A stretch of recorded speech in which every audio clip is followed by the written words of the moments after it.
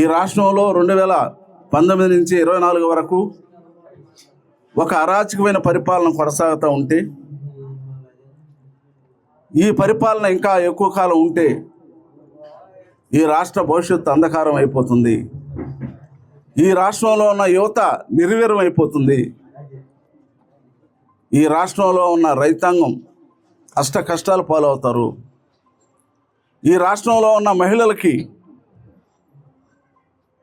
ఎలాంటి ఆధారాలు లేకుండా పోతాయి. ఈ రాష్ట్రంలో ఉన్న బడుగు బలహీన వర్గాల సంక్షేమం వెనకబడిపోతుంది అనే ఉద్దేశంతో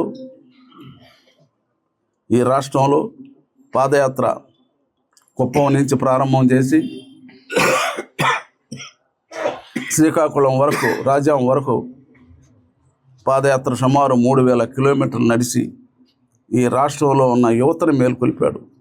ఈ రాష్ట్రంలో ఉన్న మహిళలను మేల్కొల్పాడు. ఈ రాష్ట్రంలో ఉన్న రైతాంగాన్ని మేల్కొల్పాడు. ఈ రాష్ట్రంలో ఉన్న నిరుద్యోగ యువతని వెంబడి నడిపించుకున్నాడు. ఈ విధంగా రాష్ట్రంలో చైతన్యం చేస్తూ ప్రజల్ని పాదయాత్ర కొనసాగిన విషయం మనకు అందరూ కూడా తెలుసు.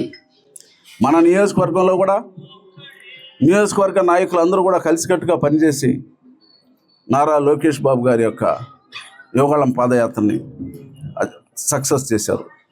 నాయుడుపేటలో జరిగిన మీటింగ్ అయితే అది భవిష్యత్తులో నభవిష్యత్తు లాగా జరిగిన విషయం అందరూ కూడా గుర్తించారు. మరి ఎన్టీ రామారావు గారి దయా దాక్షిణ్యాలు ఆయనలో పూర్తిగా పునీకరించుకున్నాయి. అదేవిధంగా చంద్రబాబు నాయుడు గారి యొక్క పరిపాలన దక్షత ఆయనలో మెండుగా ఉన్నాయి. ఈరోజు రాష్ట్రంలో ఒక తిరుగులేని యువ నాయకుడిగా ఆయన చలామణి అవుతున్న విషయం రాష్ట్ర ప్రజలందరూ కూడా గమనించారు.